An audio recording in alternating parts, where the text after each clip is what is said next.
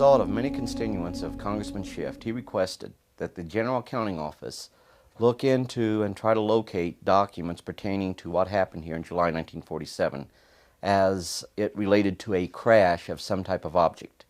Congressman Schiff did not stipulate that these people were to find alien spacecraft or some type of UFO not of this earth. He only stipulated find the records that would answer once and for all what truly crashed here. The General Accounting Office was to later inform Jack Anderson, which he reflected this in one of his articles in his column, that they too felt they were getting a runaround from they named the Air Force. But I would suggest that every agency it was asked that had any information was in fact giving the General Accounting Office a runaround. In order not to expose documentation that the Air Force did have, they stipulated that all records that would provide any solution or answer to what happened here in Roswell was in fact destroyed. It was later ascertained that the documents that were in question that were destroyed were in fact destroyed without proper authorization. Congressman Schiff then asked the General Accounting Office that they should try to ascertain who ordered those documents destroyed and at what time frame those documents were destroyed. General Accounting Office then came back to Schiff and stated that it would be very difficult to ascertain the time frame, as it reflected to them that it was 30, 40 years ago that those records was destroyed, and at this late date it would be almost impossible to determine who ordered their destruction.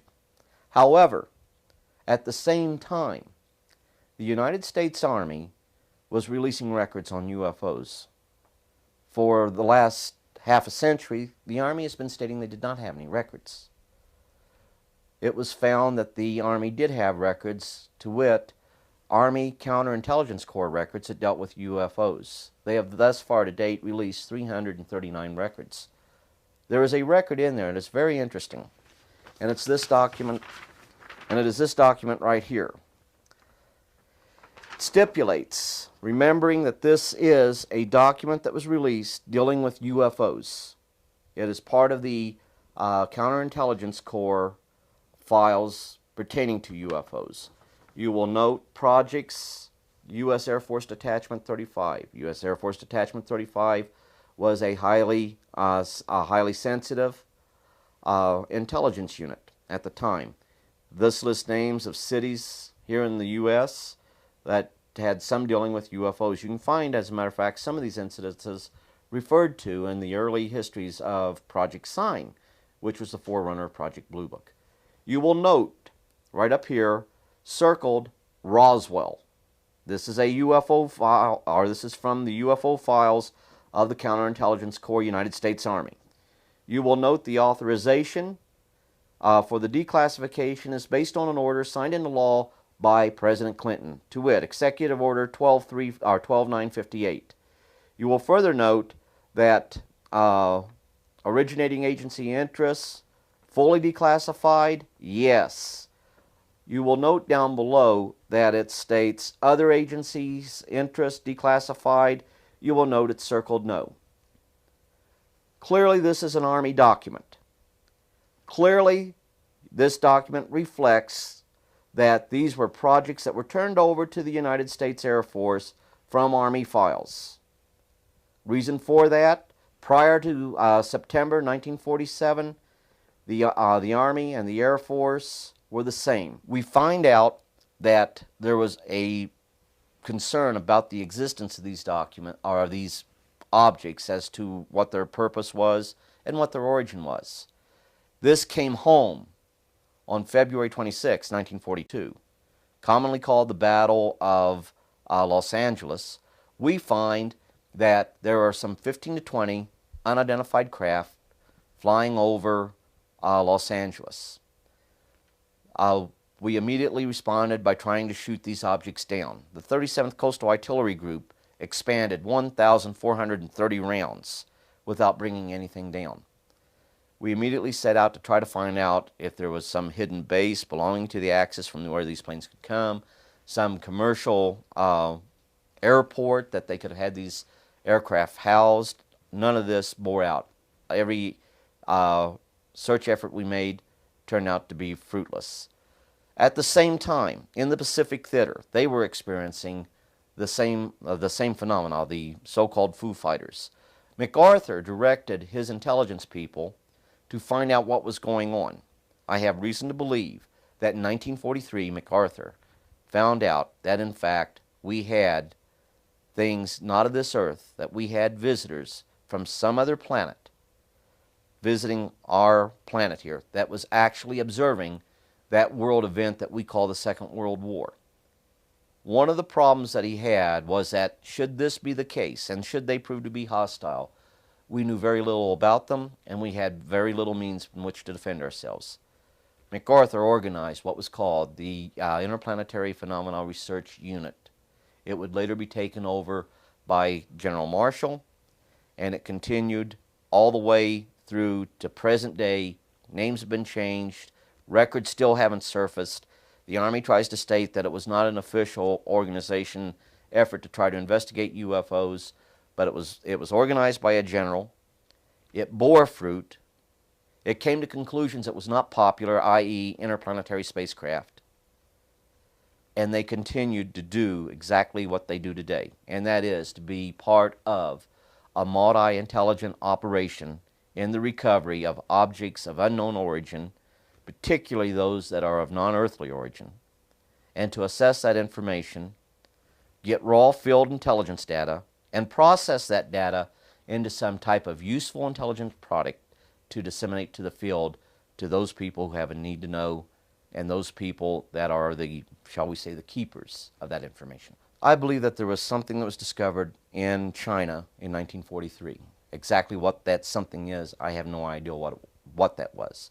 But one of his Air Force generals, Army Air Corps generals at the time, came back to MacArthur, told MacArthur what we have is something not of this earth.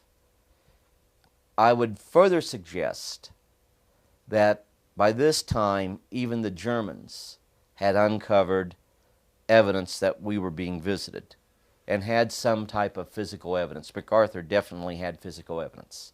From the documentation I saw, I was not able to ascertain exactly what that physical evidence consisted of, but it was there.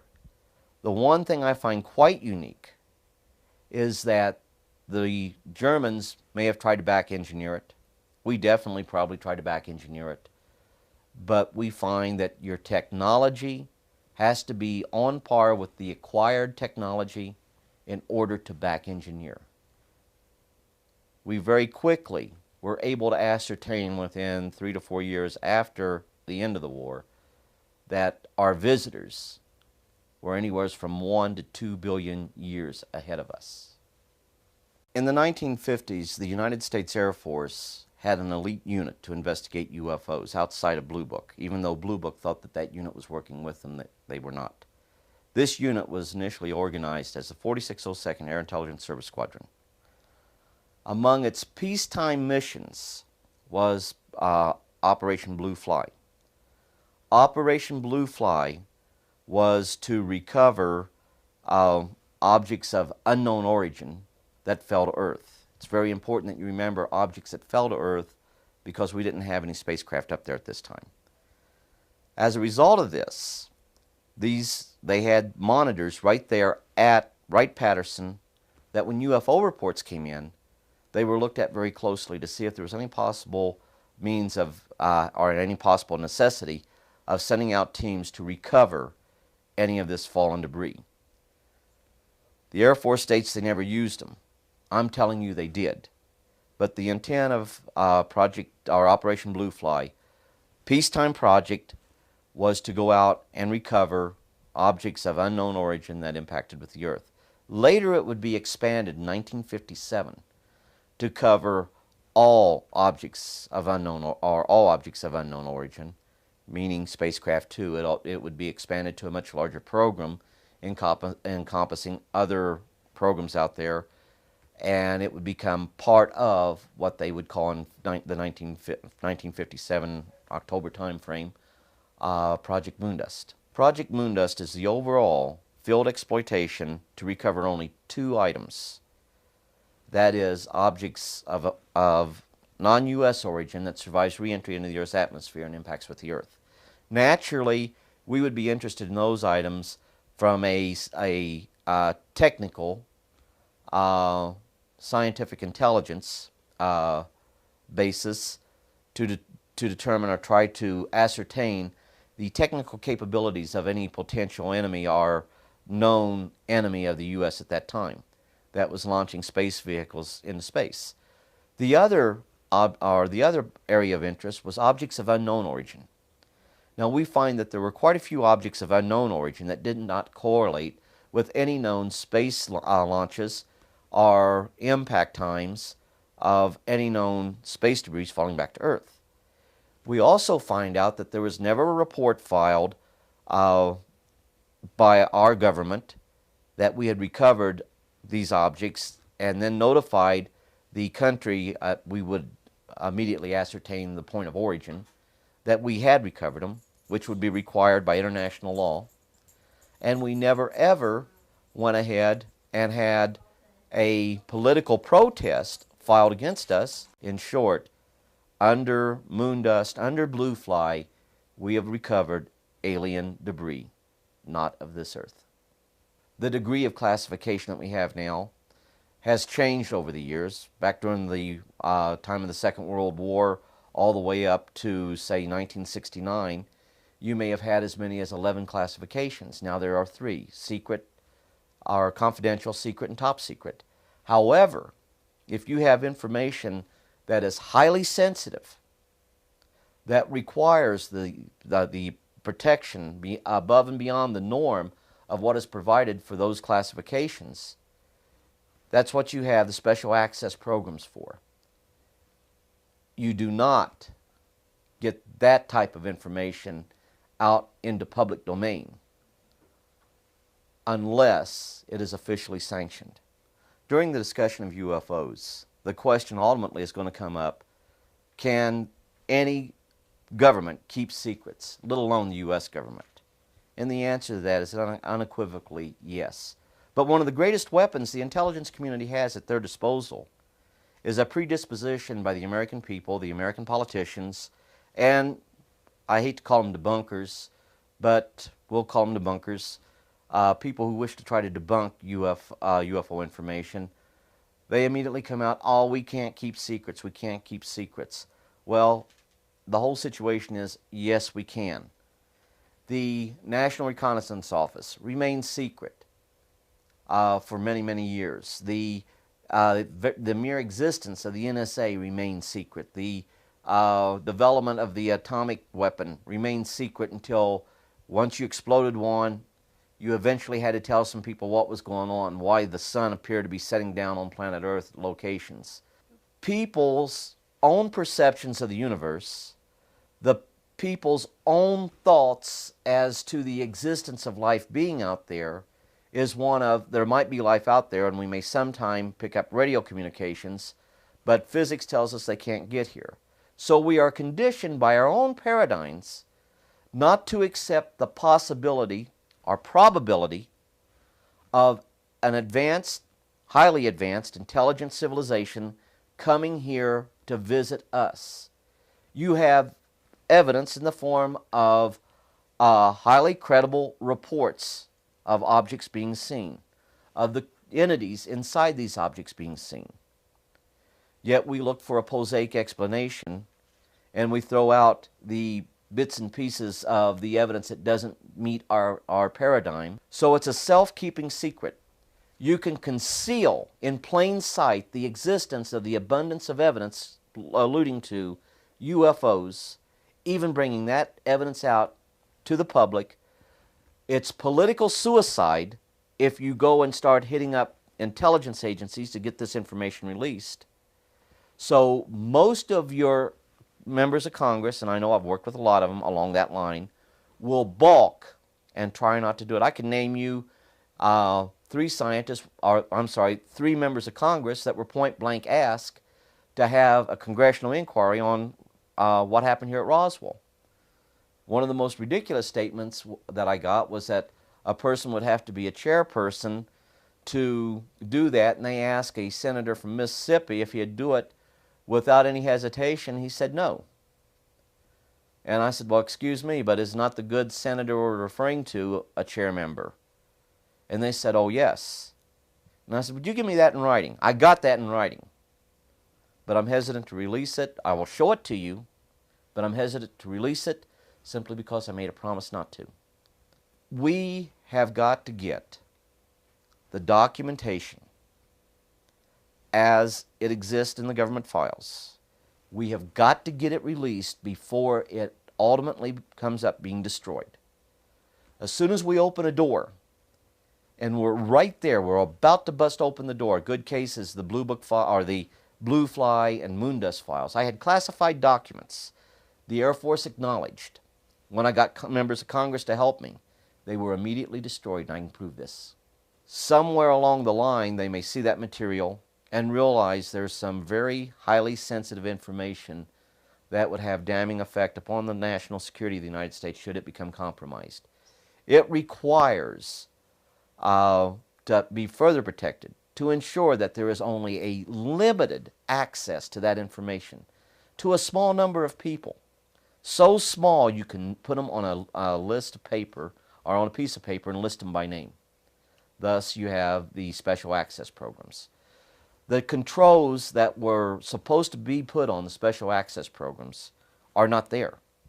When Congress did their review of the way we do, the way we protect documents and the way we go ahead and implement our secrecy programs, they found that you had special access programs within special access programs, that it was essentially impossible to keep control of them all. And I'm telling you right now, it is essentially impossible to keep control of them all. When it comes to UFOs, the same criteria applies. The problem we have right now is that event, i.e. the ultimate contact, where there is no longer a question about the reality of other beings in the universe coming here, that event has not taken place.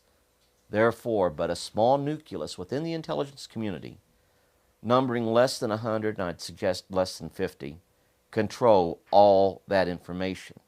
It is not subject to congressional review by the Information Security Oversight at all. There would be quite a few missions to describe, but simply put, yes, I was involved in those type of operations. A lot of people think that you're just in a unit waiting in the rafters, just waiting for the next UFO crash or landing where there's going to be debris. It doesn't work that way. You have a real life, you have a real job in the military. However, if you are in an area where an event takes place and you are one of these people that they can go ahead and call upon in your field of expertise, and I can't tell you what that field of expertise of mine would be because I really don't know. But if you're in that location, if you're in that vicinity, you would be one of them utilized. Now, in order to prepare me for this, very early on in my career, they sent me to NBC school at Fort McClellan, Alabama. It's a 3-week school. It's for unit NBC personnel. NBC meaning nuclear, biological, and chemical. And it would always be on the auspices. That's what I was involved in. Later on, it would change to be something even more so. But you would go ahead, use it just as though it was a nuclear accident. There are procedures already established, a nuclear or biological or chemical accident, hazard material accident, and you would utilize it that way. If you could get in there and do the recoveries, if you could go in and extract the debris that are there quietly behind the scenes and no one knows, you'd do it. If you needed an officially sanctioned deception program to come into play, such as a bogus news release, you could do this also. You have an airplane accident. We have standard procedures on how we handle that. Those same procedures are utilized when you do a recovery or extraction of a crashed spacecraft or debris thereof. And I have to stress debris simply because these are highly advanced technical machines. There were not that many crashes. They're flawable because they are made by an intelligence that is as mortal as you and I. Us being mortal, we are subject to error. No, we're talking about a highly intelligent civilization, not a highly incompetent civilization. We take steps. They take steps. But at the same time, when you go out, you make a recovery, and when you make that recovery, you handle it the same way you would as if you were out there hitting up on a airplane accident, or you have a hazardous material type situation, because it works. It's all set up. The only problem you have is that you have people out there that are very quickly going to realize that this is not something of this planet. To be sure, with the blue fly aspect of recoveries, you do what's called an on-site analysis. In short, you have experts out there who know what missiles are, who know what aircraft are. They're looking at this material. They're telling you what it isn't. This leaves you to only one possible conclusion: something that did not originate on the face of this planet. That was the intent of the blue fly teams. It was very critical to do an immediate on-site analysis. Now, the way you package the material, if it's just debris, is handled the same way you would if it was hazardous material. You took precautions. If you had a whole craft, you took very serious precautions, because while I still state they are not hostile, but you could cause some serious accidents which would result in death. Not going to get into it how it was with the family when I had to leave, because you get a little emotional because you think about what could happen. But the whole situation is, we didn't reinvent the wheel. I can show you the documentations, documents on how we would do this, except for the classified aspects of it. But they are as valid today as they were 20 years ago, 30 years ago. We have just made improvements. Of course, you try to conceal the material, particularly if you have a large craft and it's disc-shaped, or say wedge-shaped, which is a very good shape that we get from time to time. And you do this particularly if you have to go ahead and put it on a truck to bring here. If you have to put it on a truck to take it to a safe haven area, we track that truck. The truck has an 800 number currently today, where if there's a breakdown, they're to secure the vehicle and stay with it. But they have a number they can call and immediately get assistance out there to move that vehicle to a safe haven area. And there are procedures outlined in this. As a matter of fact, you have a shipping document. And that shipping document has the number right on it where you call. What you have a code word. There's a code word. I'll use one that we used all the time, Tabasco. Let's say your code word is Tabasco. Well, they're not going to send people out there that are familiar with aircraft, that are familiar with specific types of chemical, are people who are real experts in nuclear waste or things of this sort. You're going to get a specialized team out there that knows what to do should there be a biological, and one of the big concerns we had was biological, they do too, contamination as a result of this being truly of alien origin. I am prepared to state that I have been at locations where craft of unknown origin that did not originate on the face of this planet was there.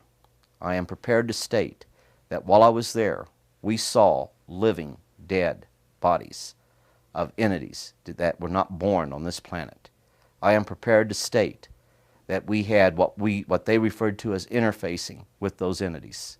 I am prepared to state that the situation is they have a school to try to indoctrinate people. I never went to that school. I always refused.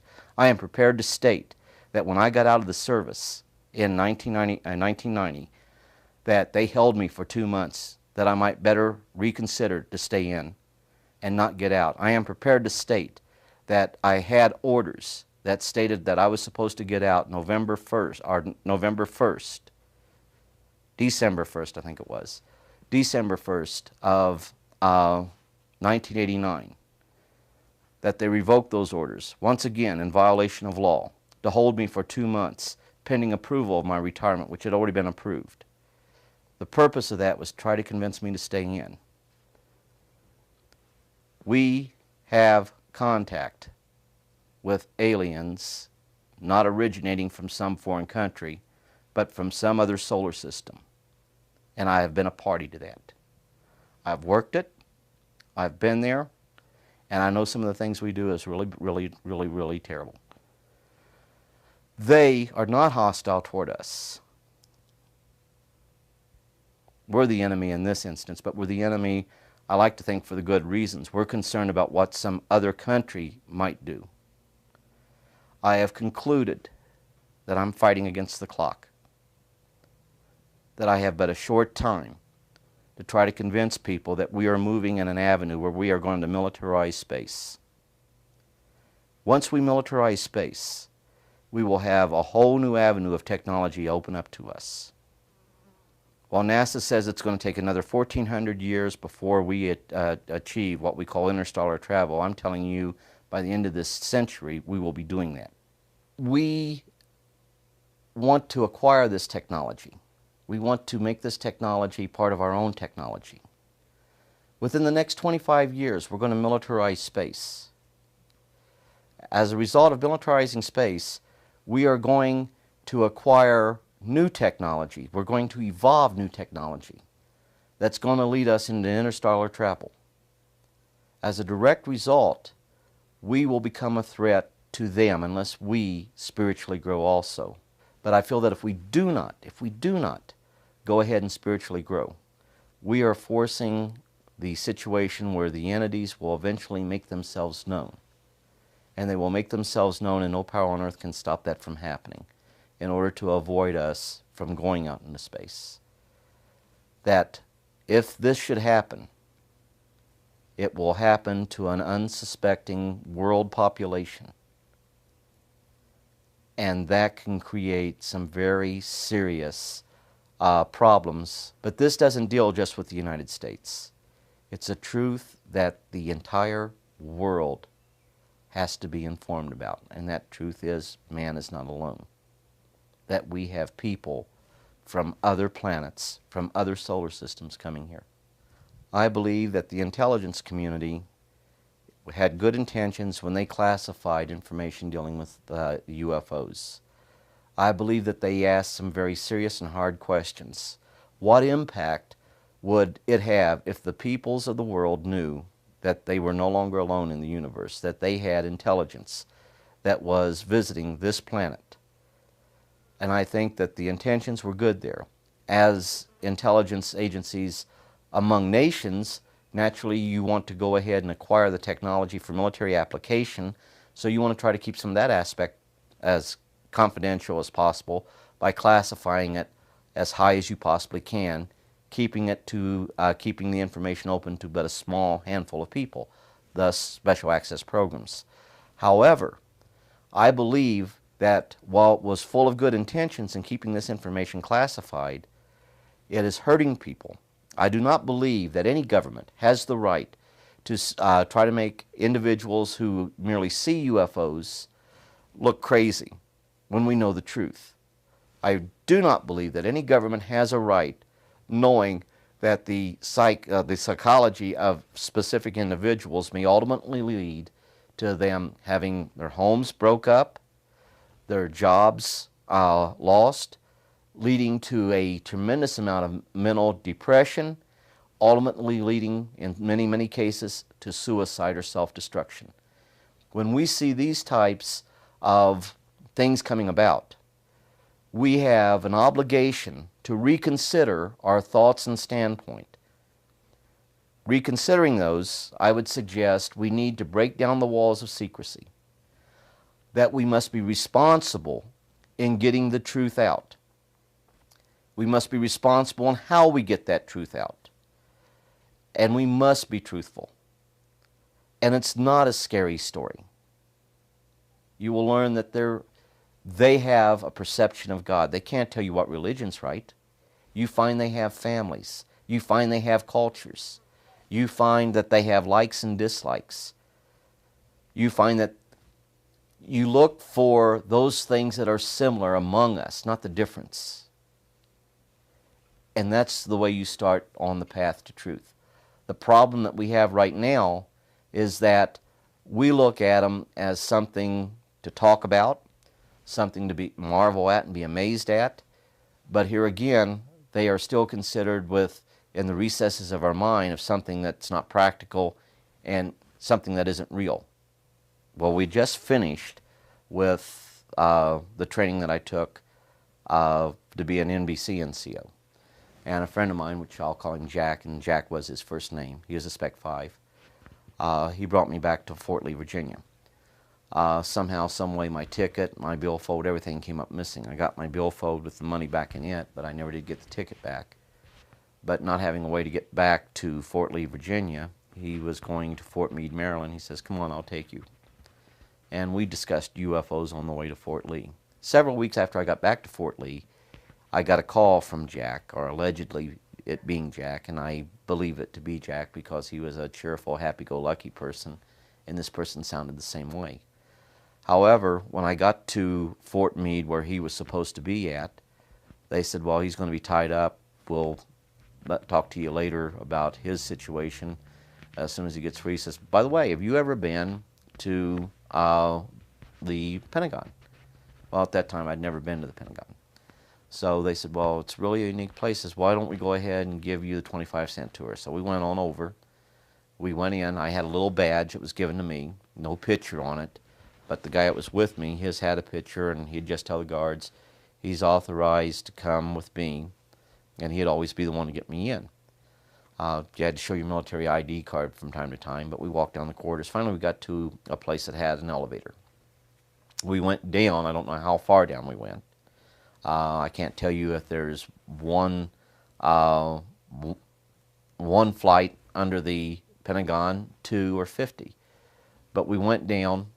When we went down to, I don't know, several seconds in the elevator, we get out. When we get out, there's just like the white walls, and it's like an inverted D, like a flat bottom with a curved top.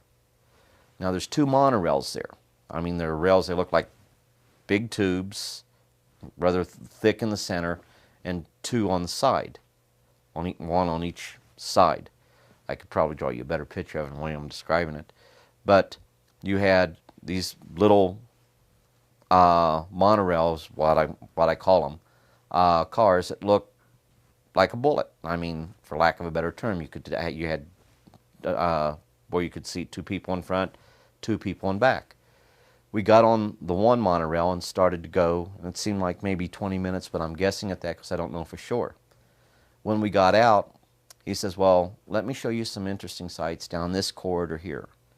So we're going down the corridor, and it looked like there was a door at the far end of that corridor. As we got closer and closer to that door, my guide turned to me and stated, "You know, things aren't always as they seem to be." He says, like, a lot of people don't know about these underground locations underneath the Pentagon. Few know that the Pentagon has underground monorails that connect up to other locations. And he says, it's just like, you know, the walls here. They don't all seem like walls. And I said, what do you mean? They don't, they're not walls? I said, what are you talking about? I thought you were always trying to make a joke. At that time, he says, no. He says, like the wall behind you. I look, it looks like a wall to me. There's no seams, nothing I can see. Then he pushes me. I try to grab myself, and you don't just go through it. There's actually a door there that open. You want me to finish this too, don't you? Yep. Well, when you go through the door, there's like a field table there. And behind the field table, you had this little entity. The entity was a little bigger than the 3.5 foot tall entities that are a lot of times reported.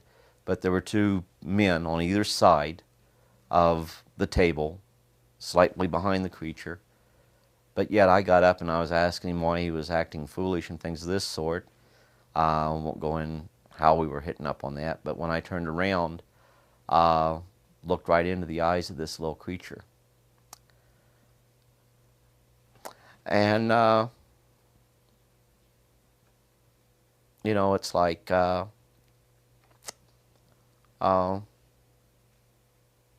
you're seeing it, but everything's being pulled from your mind. Pains you felt, you feel that, and it's like a buzzsaw going off on your head. He was reading my whole life. And I mean, you know, it's hard to describe what you really felt there.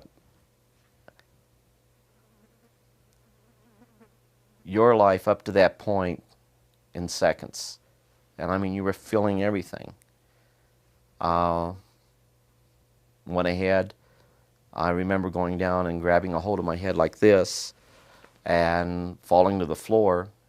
Next thing I remember, I wake up, I'm back in Jack's office. And when I'm back in Jack's office, they told me nothing happened, that I'd been there the whole day, but I knew better. There is an interaction between entities and certain government agencies within the U.S. government.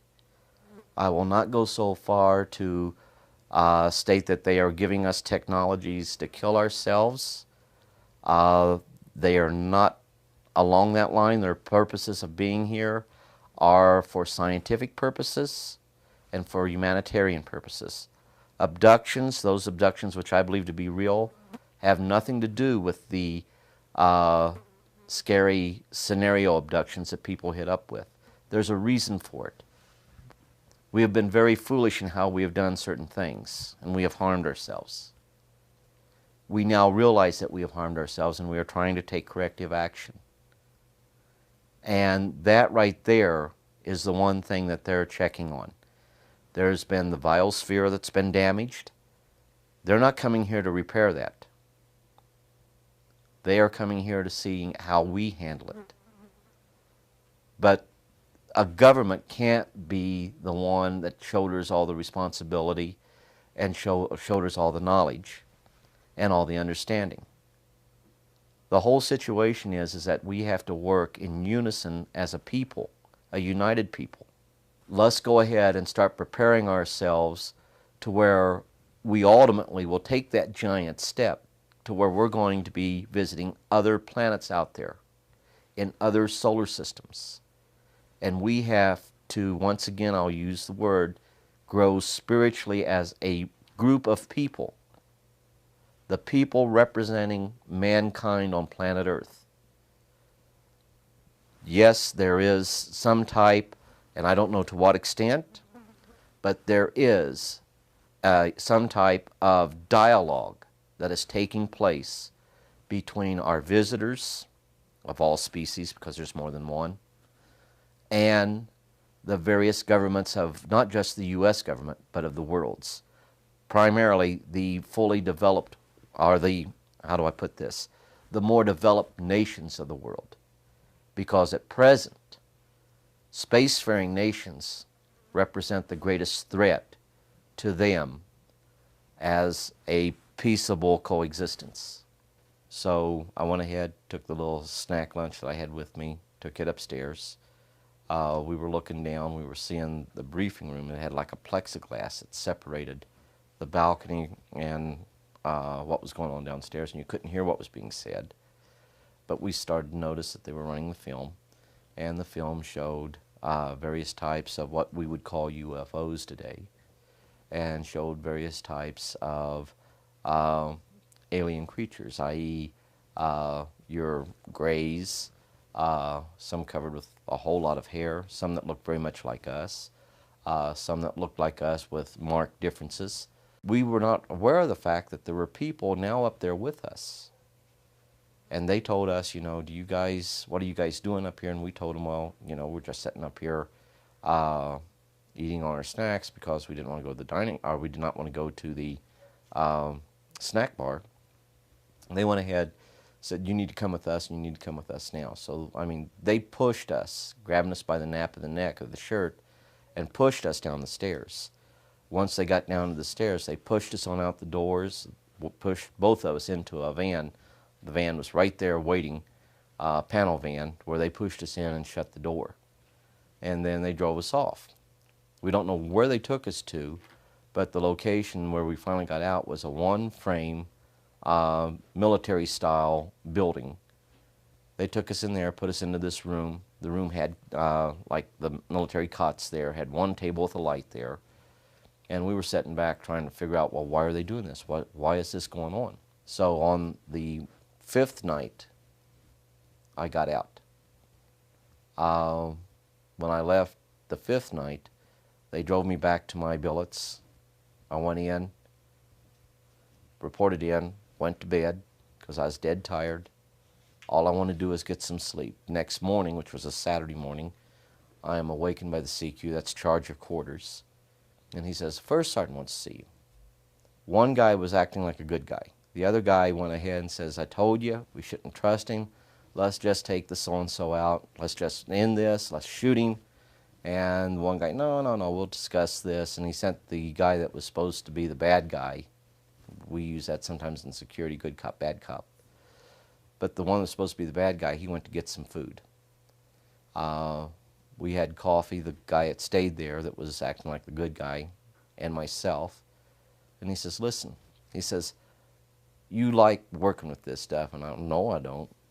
And he says, "Well, you know, you have experience in it. You've had some involvement." He says, "And those were not phony pictures up there. They were not trailers." He says, "Would you like to work with it? Would you like to work with us?" "No, I wouldn't like that at all." Eventually, he goes ahead and says, "Look, you like working with it. You'll get to work with it. You'll get to learn more about it." Says, "But the whole situation is, by the end of this year, we're going to release everything we know. But here again, the world is not a safe place. We have to know more from a technological viewpoint, a military standpoint, than potential enemies of this country. So I'm asking you, work with us." Well, I thought about it. You know, I was young, and I thought this is something that I've actually been involved with all my life, that it'd be fun, that I could go ahead, learn certain things, answers to the questions I had, actually get a better understanding of events in my life. I do believe that, 1, they wanted me in the military. 2, they wanted me involved in this program. 3, they wasn't really concerned about if at some later date I started to talk about it. They were only concerned what I might have to prove. If I had some little slivers of proof, what impact would that have on my story? And that's the speculation I have on it. I know they did not want me out. I know they wanted me to stay in. I know they wanted me to go ahead and go to what they referred to as the school. But I never ever would permit myself to go to what they were referring to as school. If you go to school, it will open up a whole new world for you, a whole new avenue. But I had to agree to it, and I had to go ahead and sign specific papers to go to it, and I was not prepared to go to that school. I'd seen people who were involved with the program that had gone to that school, and let me just say I didn't like their personality. I did not like the idea that by you going there, it made you something special. It made you prima donna, if you wish.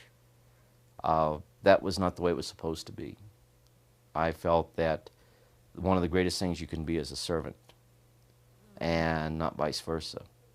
So some of these people, I did not like their disposition, I did not like their attitudes, and I did not want to become like them. And one of my fears was, if I went to the school, if that would change me the same way. So it's important that people understand that. Now, there are events, there are recoveries, but the recoveries are few and far between. One of the events that took place in 1969 was a recovery of a craft that I call it a wedge-shaped craft that took place in Indiantown Gap. Now, I know it was cold, therefore I believe it to have been in the winter. There was no snow. We were on a field training exercise. The 96 Civil Affairs group, I was part of the 96 Civil Affairs company. I was the NBC, which is communications, NBC being nuclear, biological, chemical. unit in NCOIC, which is non-commissioned officer in charge. We were notified that they had an incident involving a downed craft that we needed to assist in recovering. The persons that showed up knew exactly where we were going, because when we went to our staging area, pulling out of the company exercise, or should I say the group exercise, we went to what we call a staging area. From there, we went to another location on Indiantown Gap. We didn't have any problems about civilians or curiosity seekers or anything like this. Other than to go into a whole lot of detail about that particular craft, there is a tape out there that does go into detail on it. The situation is, we did the recovery. As far as being fully involved in the recovery outside of going up and getting surface readings, realizing that what I was seeing was not of human origin, I was limited in my involvement. When we got there, there was already teams set up, floodlights were already set up around the object. I was asked to get closer and closer to the object to take readings with the APD-27. As I did this, I realized what I was seeing was not of a earthly origin. I'm hesitant to go into it too much because I don't want to get emotional about it. Bent waters is another very interesting case. With bent waters, we went there to digest some of the information as far as the physical evidence there. There were photographs, there was film footage, there was evidence of high background radiation, or a higher than normal background radiation, not all that high, but above normal. We found that there was some abnormalities in the area of which we referred to the impact point. We also noticed that the trees had been leveled off at the top. When we got there, it was December, I want to say December 28th was the day that we arrived there. We gathered up the materials. We took these materials back to Lindsay Air Force Base. All the, for lack of a better term, all the hard evidence that we could get, all the documentation that was there. There was even some photographs, which I don't think has been alluded to, as far as sightings that was picked up on radar. Both the British government and the U.S. government were aware of these sightings. The hard evidence that we had was taken back to Lindsay Air Force Base. There it was digested to where there was some type of information that could be put out to brief SHAPE headquarters. And I don't know who in SHAPE headquarters was briefed, but I do know that we did have to do that. The information was then put with a special carrier, and we were told it's being sent back to Washington, meaning Washington, D.C. I don't believe this to be the case. I believe it was coming back to an air base close to the Washington, D.C. area, and that the material was transferred on to Fort Belvoir, Virginia, headquarters at the time of the U.S. Air Force's Special Field Activities Group, or Air Force's Field Activities Center.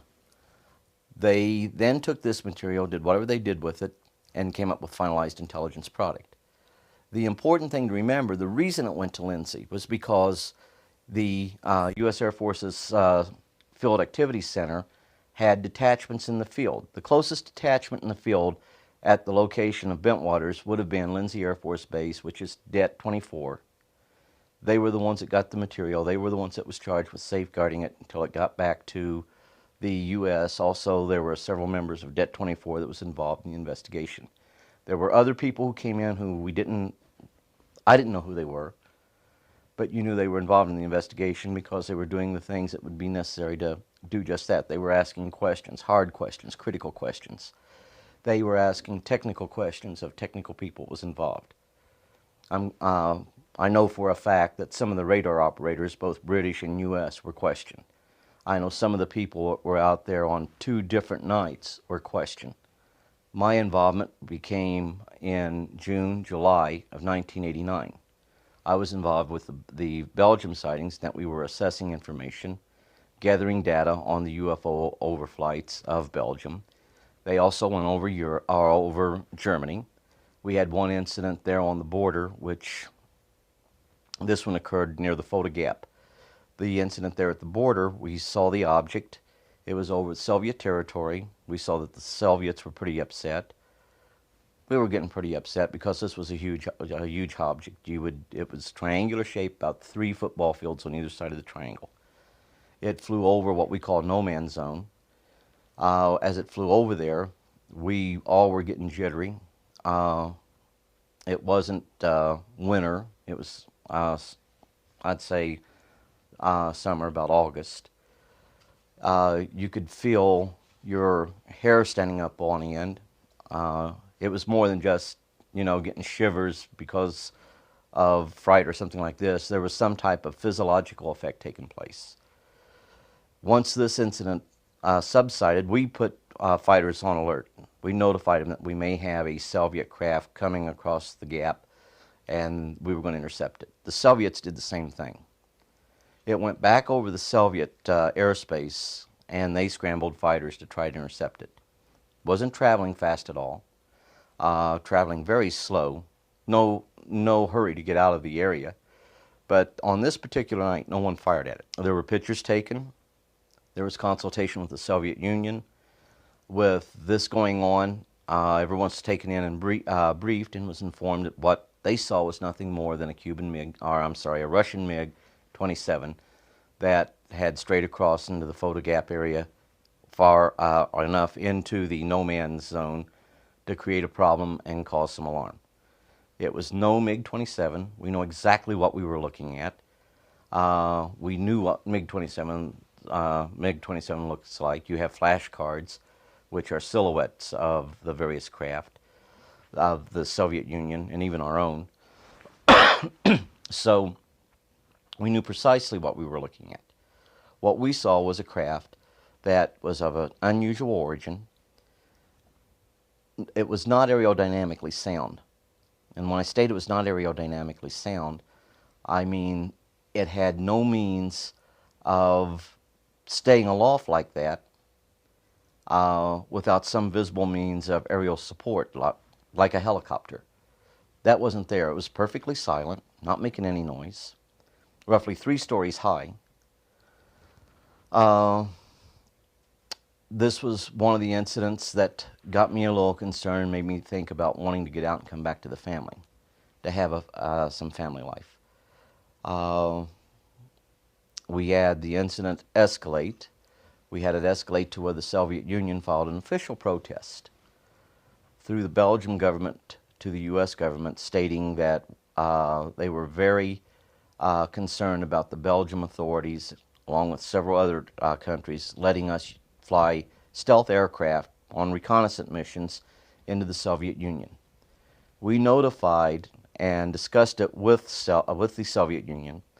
We briefed at least 2 Soviet military liaison mission groups that this had nothing to do with our involvement of sending stealth aircraft into their territory.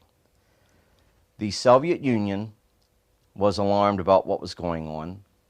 They even alluded to it being our craft. They were reassured that it wasn't. We reassured the Belgian authorities that it wasn't. The Belgian authorities had their own UFO sightings. We have seen this on TV. What you don't know about those sightings is that there was a tremendous, I don't want to call it a cover-up. There was a movement to keep specific information about those sightings under wraps. There was some intentions to go ahead and alter the film footage of the radar screens to the point of where it showed that the UFO went underground, which it did not. I think it was supposed to have gone 600 feet into the earth. That did not happen. It was visible. People saw it. The pilots saw it. The pilots' aircraft locked onto it.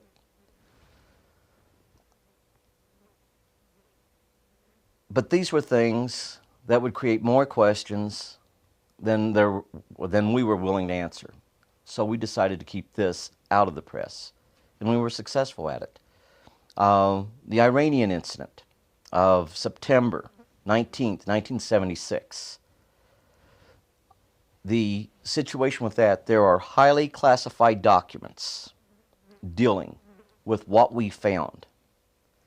Both fighters were taken apart to try to find out if there were any changes, if there was any way we could explain what really happened to those fighters with having the malfunctions at the same time.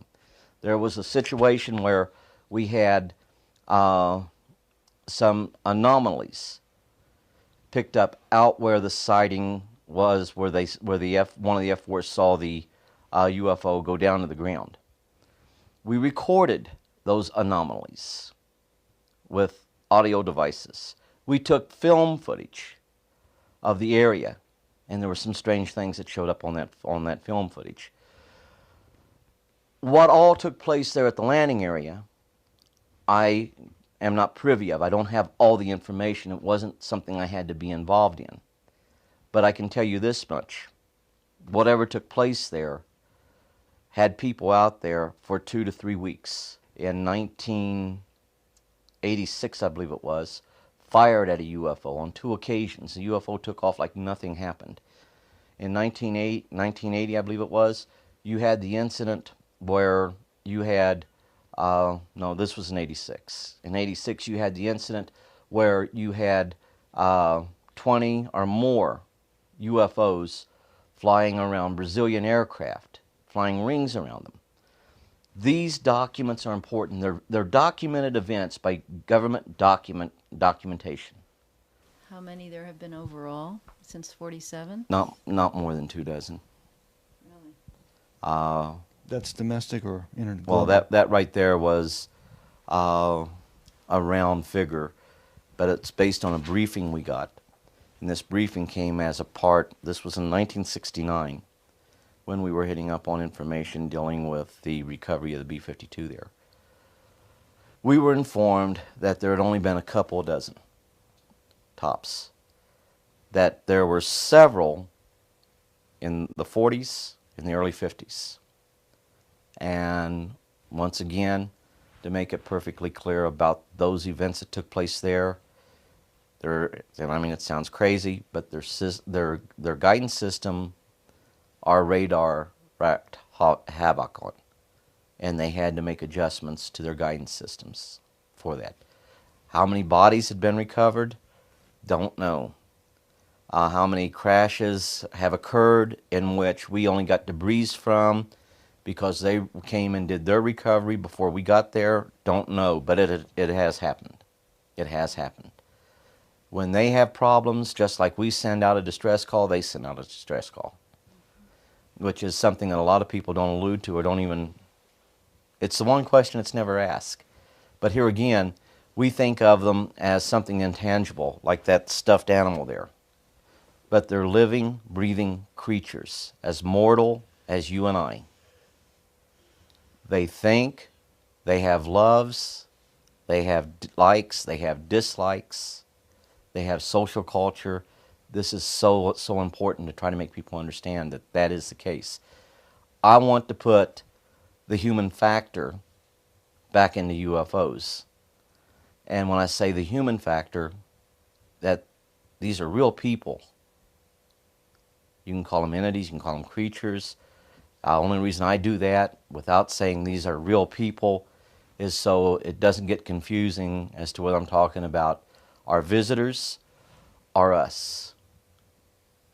But you sometimes find yourself wondering, who's the more real people, them or us? And the situation is, these are the things that really need to be brought out also. The fact that they are, in fact, just like you and me. We need to seek out the similarities, not the differences, and come to a greater understanding, because eventually, in the not too distant future, we're going to have that final contact that's going to open new doors. A lot of people sit back and say, well, they don't have bases here. Yeah, they do. Do you have specific information about their bases here? We were involved in a major engagement in 1970 in one of their bases at a place called Dui Ba Dien. And Where is that? in Vietnam, Tay Ninh province, approximately 7 miles from the Cambodian border. If you want to know more about that, I did an audio tape on that, and I'll make you a copy of the audio tape. I will apologize for actually trying to hold back from some of the stories, simply because if I start talking about some of the stories, you start reliving them, and you don't understand. I mean, you really don't understand. And the same thing with the actual craft. No seatbelts. You don't need seatbelts. Because when you fly one of these things upside down, there's no upside down like in a regular aircraft. You have your own gravitational field right inside. So if you're flying upside down, to you, you're right side up.